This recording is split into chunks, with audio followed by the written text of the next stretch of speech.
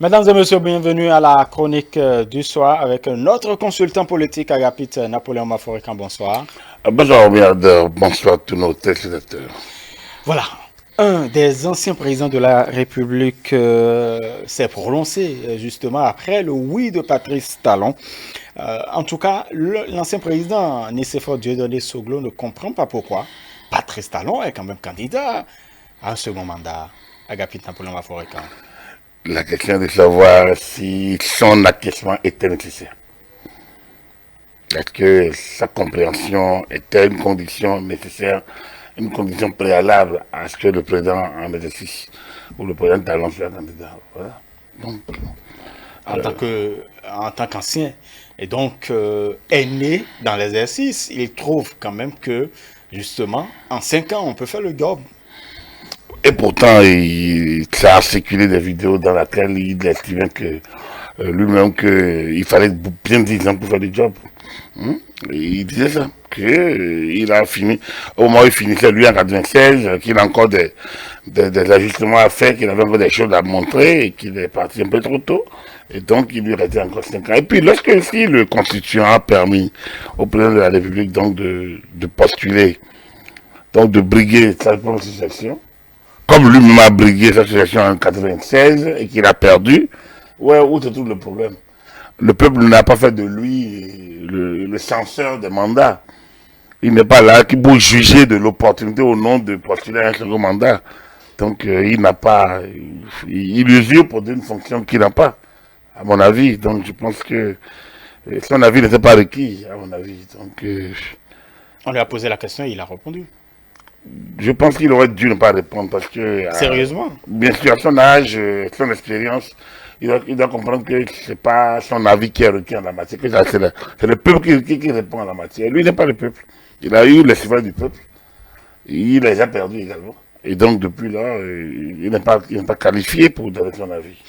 En tout cas, Agapit Napoléon Maforican de Sefo Dieudonné Soglo pense que lorsqu'on a prêté serment pour un seul mandat et qu'on en arrive à vouloir briguer un autre, il ne comprend pas, il trouve que ça pose un problème véritablement.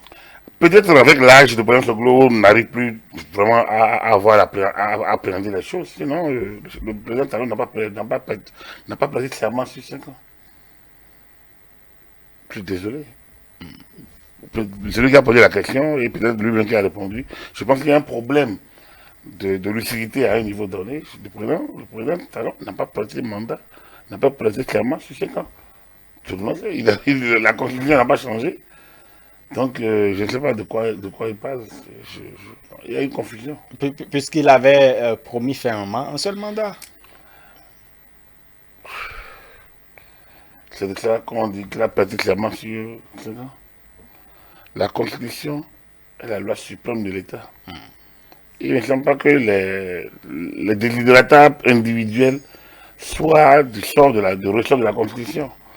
Donc, en la matière, vous savez, il y a quelque chose qui ne va pas du tout dans ce type de déclaration. Parce que lorsque quelqu'un, regardez son âge, un octogénaire, comme le fait de Soglo, il ne peut plus dire des choses comme ça. Et ça fait de lui un sage d'ailleurs. Il ne peut plus dire des choses comme ça. En le disant, mais ça le décrédibilise. Il ne peut pas dire ça. Et ceux qui le laissent dire ça, je pense on doit au président Soglo du respect. Nous lui devons du respect. Mais il ne peut pas dire des choses comme ça et on va adouber. La Constitution du 11 décembre 90 n'a pas dit ça.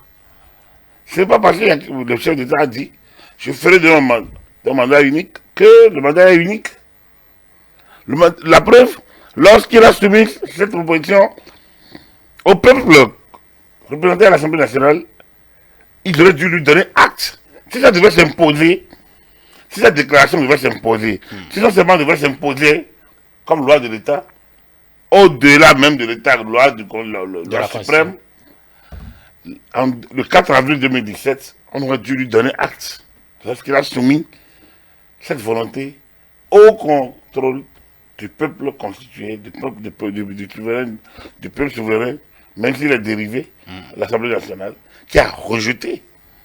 Donc, le rejet de l'Assemblée nationale, émanation du peuple, représentant du peuple en l'absence d'élection, est déjà une sorte de, même si c'était un serment, Le rejet qui a été fait le 4 avril 2017 a déjà anéanti ce serment-là.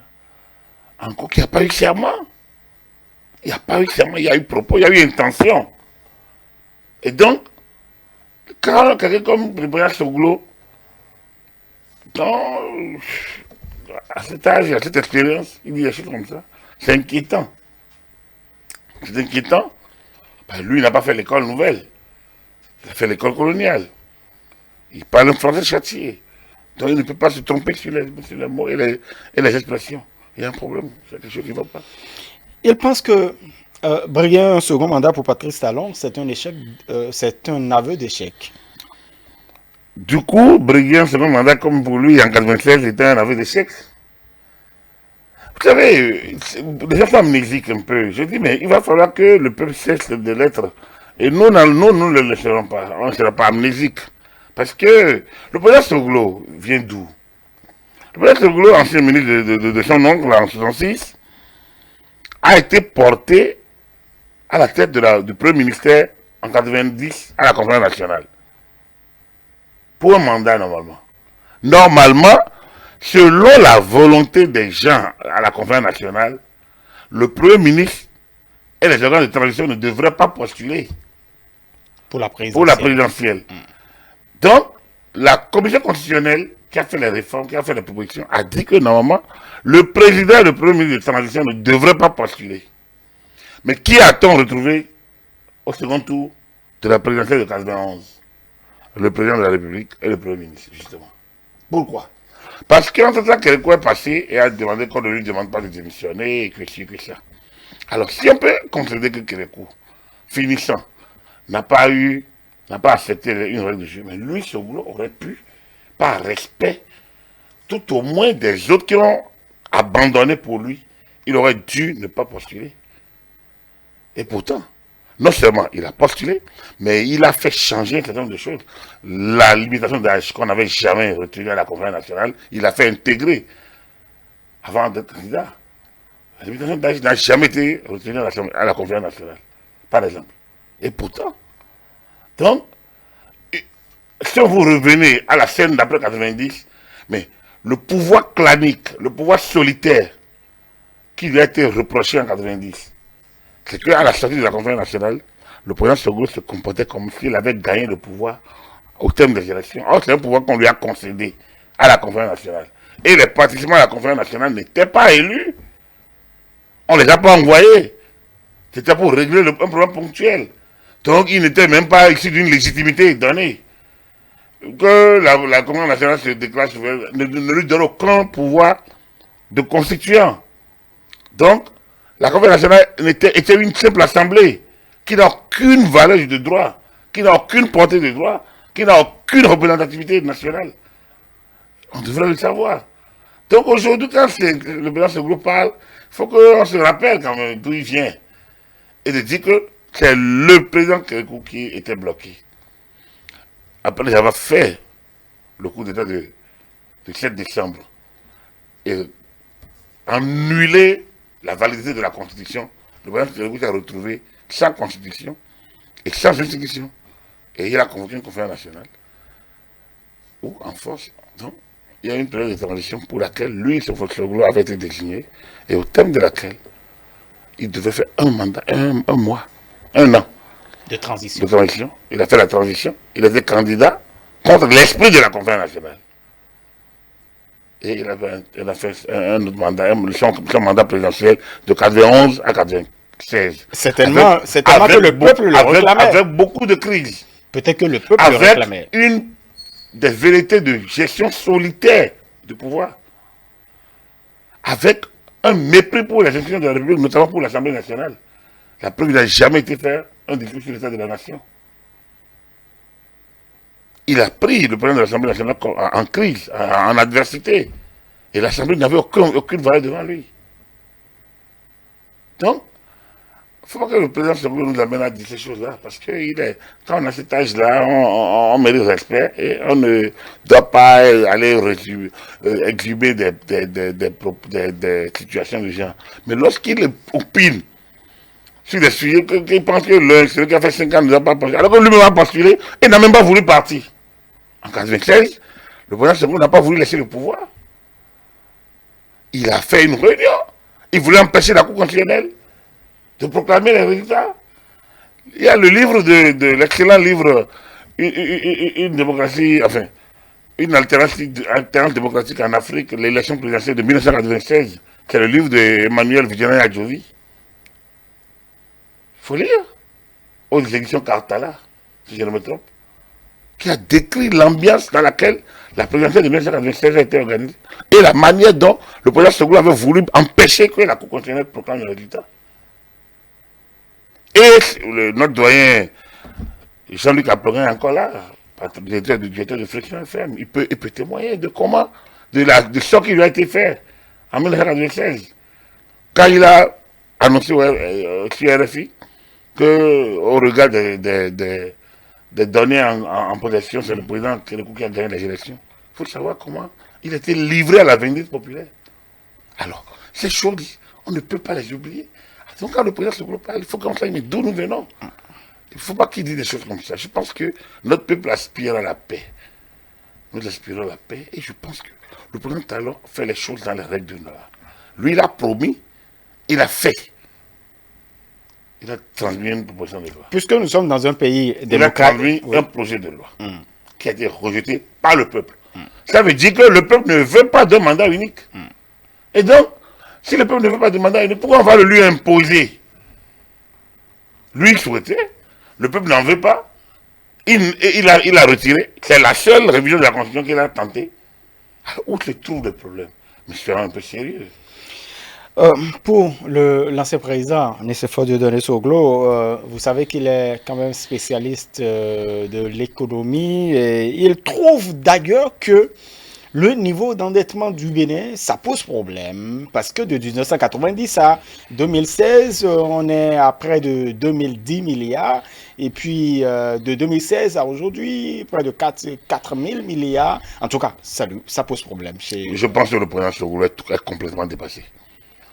Disant les choses, le président Soglo est complètement dépassé.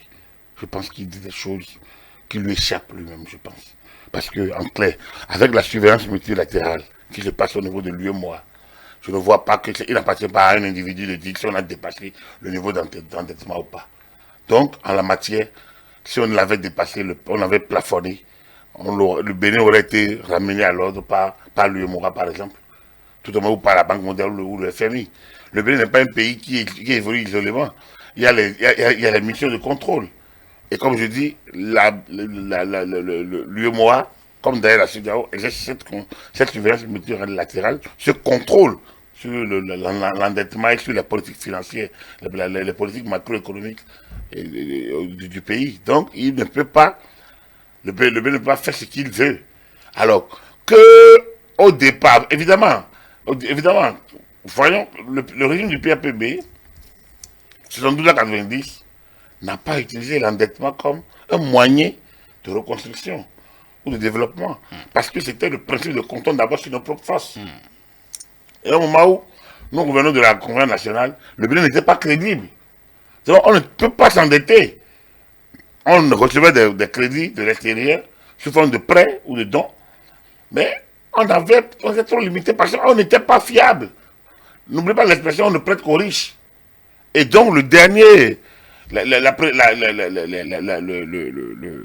l'exploit réalisé sur le marché européen avec l'eurobond doit montrer que les marchés financiers ne peuvent prêter qu'à des pays sérieux. Et ce sérieux, le Bénin l'a acquis au fil des ans, surtout depuis le dernier quinquennat. Donc, ce que dit le président Soglo, c'est pas parce que les gens ne voulaient pas, c'est qu'on ne pouvait pas. Et lorsque le président Yahi est allé à un certain niveau, la Banque mondiale et l'UEMOA l'ont ramené à l'ordre. Il ne pouvait pas aller au-delà. Il ne pouvait pas. Parce que, au nom du plafond d'endettement, on ne pouvait plus continuer. Donc, il ne faut pas qu'on dise les choses pour embrouiller l'opinion. Il faut qu'on reste dans les normes. En la matière, je pense que le président Soglo est dépassé. Ce qu'il dit, peut-être que lui-même ne le maîtrise pas totalement. Et c'est dommage, parce que quand on a été à ce niveau, à ce haut niveau, on doit mesurer ce qu'on sort pour ne pas parler un peu à la volée. C'est dommage. Voilà. Très bien. Puisque nous parlons de l'économie, vous savez que Lionel Zinsou s'est prononcé. Et il trouve d'ailleurs que le Bénin a un ministre de l'économie et des finances, un bon ministre de l'économie et des finances, en témoigne donc le rebond d'1 milliard de francs CFA. Donc, du coup, Enfin, le président Soglo ne sait pas de quoi il parle. Parce que Lionel Zinsou, lui, sait de quoi il parle. Lui, il est encore actif sur le marché. Lui, il n'a pas encore atteint un niveau peut-être où il peut oublier les choses. Il est frappé d'amnésie. Donc peut-être que, bon, lui, il a encore la lucidité de se rappeler certaines choses. Donc, voilà. Donc, on oppose la déclaration. Lionel Zinsou n'est pas connu pour être au gouvernement. Il a été le challenger de Patrice Talon. Donc, il est béninois, mais il est français. Il est sur le marché africain, il est sur le marché européen. Donc, à ce qu'ils le disent, alors bon, à moins qu'on met en doute ce qu'il dit, il est l'action libre, mais à mon avis, bon, voilà, en face de ce que dit Soglo, voilà ce que dit quelqu'un qui est encore actif sur le marché international, comme Lionel Zinsou. Normalement, le fait, chacun doit pouvoir tirer les conséquences entre les deux déclarations. Très bien. On va finir, Agapit Napoléon Aforican, par cette cérémonie de vœux au chef de l'État, les corps constitués de la nation, donc le corps diplomatique, les forces de défense et de sécurité publique, sans oublier les institutions de la République, ont formulé des vœux à l'endroit donc du chef de l'État, de sa famille et puis du gouvernement. Que revêt cette cérémonie? Un formalisme? Une tradition républicaine, c'est ça. C'est une tradition de la République. Voilà. En début d'année, c'est de la civilité au niveau institutionnel. En début d'année, on échange des vœux. Voilà. Tout simplement. Le crédit qu'accorde le corps diplomatique et les relations internationales, est-ce que cela devrait avoir une portée sur ce que pensent certains justement de la gouvernance? Je disais tout à l'heure que le président Soglo naviguait totalement avec qui n'était pas, qui comprenait, soit il est perdu, enfin, soit il n'arrive plus lui-même à suivre sa propre lucidité, soit il passe à côté parce que, quand vous voyez le crédit que le Bénin a aujourd'hui au niveau international, quand vous voyez le niveau où le Bénin est porté, quand vous voyez l'image du Bénin dehors, quand vous voyez la confiance dont le pays dispose aujourd'hui, et quand vous l'écoutez, on tombe de Caraïbes en Silla, on a l'impression qu'on ne parle pas de la même chose. Donc, s'il y en a, c'est sûr qu'il y a des incrédules qui vont continuer encore à dire, bon, ce gars parler.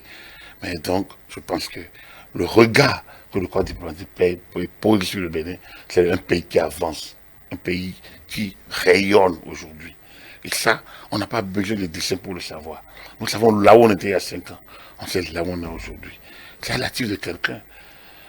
C'est vrai. Après, lui-même, il le met à l'actif, Patrice Talon, il le met à l'actif du peuple béninois. Parce qu'il estime que le sacrifice a été fait par tout le monde. Mais il fallait une locomotive, il fallait un modèle. Et ce modèle, c'est lui. Il a remis le peuple au travail. Et aujourd'hui, on voit les résultats. Donc le corps diplomatique n'a pas eu tort.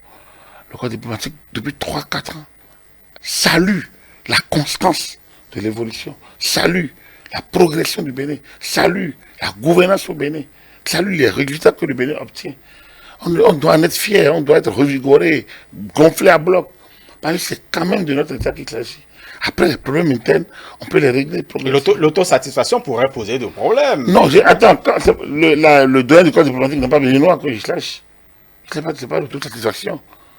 Mais quand vous avez des performances, quand votre enfant rentre avec des performances et vous ne le félicitez pas, c'est dommage.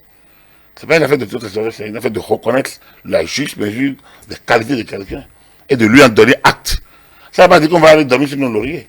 Et le président lui-même n'a pas dit. Il disait à John ou à provincialité, on doit encore tenir un mandat. Tenir un mandat. Ça veut dire quoi? Qu'il y a encore du travail à faire. Qu'il y a encore des efforts à accomplir. Donc, personne ne danse sur ses lauriers. Mais lorsque vous l'écoutez, parce qu'il y a des situations, aucune réforme n'est facile. Et lorsqu'on s'attaque à des pratiques comme la corruption, on s'attaque à des pratiques comme la dilapidation des fonds publics, lorsqu'on s'attaque à la paresse au sein de l'appareil étatique, on ne peut pas avoir des gens avec soi. Et lorsque des anciens comme le président Nicolas Soglo, peut-être Bonia, ils s'attaquent à vous, ça veut dire que c'est quand même dommage. Parce qu'eux, ils ont eu des moments difficiles aussi. Ils ont eu des moments où les gens, ils n'ont pas été compris. C'est eux qui devraient soutenir. Et à défaut de soutenir, ils devraient se taire. Et ces personnalités refusent ils ne se donnent pas ce plaisir de se taire. Ils peuvent conseiller, ils peuvent écrire, ils peuvent transmettre des notes. Et quand ils en arrivent à parler, je pense qu'ils outrepassent le niveau. Mais ils n'ont pas plus de voix que le Béninois lambda. On leur a donné des suffrages qui leur ont permis d'assumer des fonctions au niveau élevé. Mais ça ne leur donne aucun droit de penser qu'ils doivent dire qu'ils doivent être candidats, qu'ils ne doivent pas l'être. Ce n'est pas leur droit du tout. Très bien, merci beaucoup à vous, Agapit Napoléon Maforican, consultant politique à ETLSP en gouvernance, consultant médias et communication.